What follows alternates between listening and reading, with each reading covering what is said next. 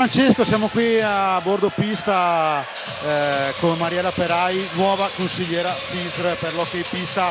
Beh, intanto penso una grande soddisfazione per te, Mariella, essere in un gruppo di lavoro come questo. 6 donne su 11 membri sono donne, appunto, quindi sono una grande quota che Sabatino Rato, poi presidente FISR, ha deciso, e Skate Italia, dobbiamo anche dirlo, che ha deciso, insomma, di portarti dentro a questo bellissimo gruppo. È sicuramente prima di tutto un grande onore, capirai, per me che sono partita da tifosa, dirigente e adesso essere nel Consiglio federale, quindi avere la possibilità di mettere a disposizione degli sport rotellistici tutta la passione e tutte le competenze possibili non può che lusingarmi, quindi faremo di tutto per portare quella ventata di novità anche al femminile che il presidente ha voluto. Sì, infatti, perché comunque bisogna ricordare che nell'ultimo quadriennio 40% in più di tesserate femmine in generale in tutti gli sport, in 12 sport della FISR, quindi penso un compito ovviamente innovativo, comunque di un cambiamento che è in atto, e penso che insomma la tua figura, ma non solo, ma anche quella di Rebecca Tarlazzi, che insomma 16 mondiali, insomma sono delle figure molto importanti, e per l'hockey pista tu hai creato una piccola grande realtà come Matera. Sì, a Matera c'è una bellissima realtà femminile che è cresciuta e sta crescendo ancora tantissimo, però questo sta succedendo in generale negli sport rotellistici, le donne riescono a ritagliarsi uno spazio sempre più importante e noi siamo felicissimi.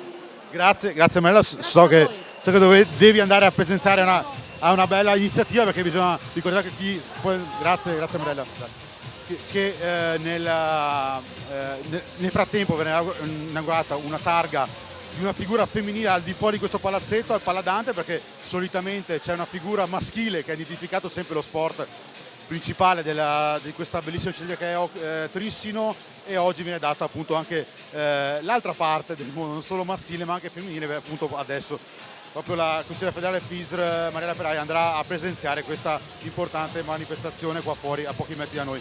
Noi siamo intanto con Maurizio Corona. Buonasera Maurizio. Buonasera a tutti. Sei qui, insomma, anche te, abbiamo visto una nuova figura a livello FISR, che è la consigliera federale. Tu invece sei la nuova figura per quanto riguarda l'attività giovanile. È una figura molto importante, perché comunque il settore giovanile in Italia è fondamentale, e tu prendi insomma una staffetta con chi ti ha preceduto. Penso è un lavoro importante che deve fare te, ma penso tutta la FISR, per continuare questo grande sport che è il nostro hockey pista. Intanto sicuramente prendo un'eredità difficile, quella di Giorgio Grigolato, che ben ha lavorato sempre in questi anni, e è un impegno molto gravoso ma molto importante. Io credo che il settore giovanile sia fondamentale, e i settori giovanili devono essere il fulcro vivente del nostro sport. Noi dobbiamo vivere di settore giovanile, poi arriviamo a queste grandi manifestazioni, ma se noi non creiamo dal basso dobbiamo cercare di essere al pari delle nazioni più importanti, dobbiamo lavorare su progetti importanti, progetti che comunque tutte le società devono partire con un mini hockey, devono partire con l'avviamento, devono partire nelle scuole, devono partire con progetti importanti, con progetti che coinvolgano sia le scuole primarie sia le scuole dell'infanzia. Noi dobbiamo mettere i bambini già al centro del progetto, perciò riuscire a far pattinare più gente possibile per portarli poi a fare il nostro meraviglioso sport. Io ho un motto, no? Che lo porto nella mia società, ma che lo voglio portare anche dentro la federazione, che il bambino più piccolo del mini hockey ha la stessa o maggiore importanza dello straniero più importante della Serie 1. Se noi partiremo da questo progetto, faremo belle cose sicuramente.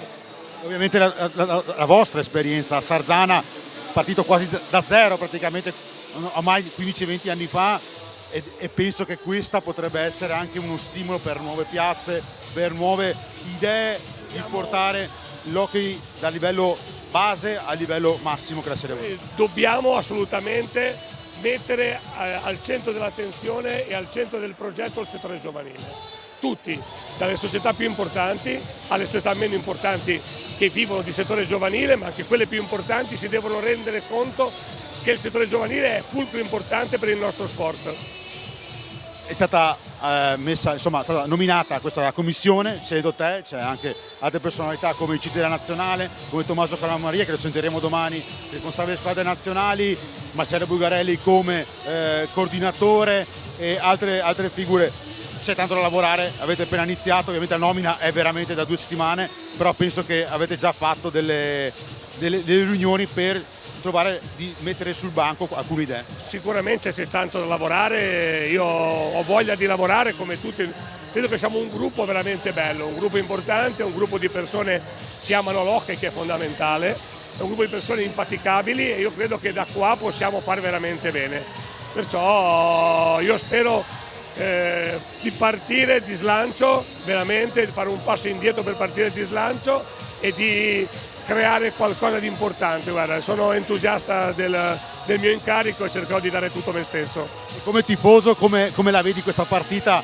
Una bella partita tirata, tante occasioni, però insomma è difficile una manifestazione così, tu l'avete vinta, però penso che è una competizione difficile come insomma l'eliminazione diretta è sempre difficile affrontare una manifestazione di questo genere. Questa è la partita più indecifrabile, quella più da 1x2.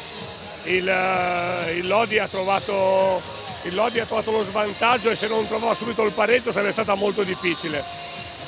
È una partita, alla fine la traversa, la schiena di Grimalt ha aiutato con un po' di fortuna il Lodi a non essere poi in pareggio alla fine del primo tempo.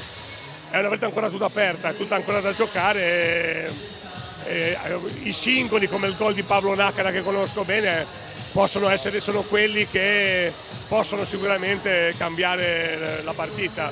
Giocate di singoli, gli allenatori sono due bravi, Gigio Bresciani non si discute e Mirko De Geroni è un uomo di esperienza che ha vinto e che sa vincere, perciò è una partita aperta alla tripla. Grazie Maurizio, grazie per la tua disponibilità, ormai siamo pochi secondi, arriva la sirena dell'intervallo.